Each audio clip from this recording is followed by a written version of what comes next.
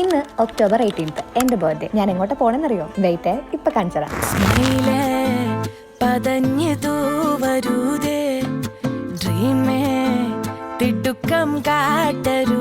അതെ, ഈ സീസണിൽ ബർത്ത്ഡേ ആണെങ്കിൽ മിറാക്കിൾ ഗാർഡനിൽ ഫ്രീ ആയിട്ട് എൻട്രി ചെയ്യാമെന്ന് അറിഞ്ഞപ്പോൾ തന്നെ ഞാൻ ഡിസൈഡ് ചെയ്തിരുന്നു എന്റെ ബർത്ത്ഡേക്ക് എന്തായാലും പോയിട്ട് എക്സ്പ്ലോർ ചെയ്തിട്ട് ഒരു വീഡിയോ എടുക്കാൻ കേട്ടോ.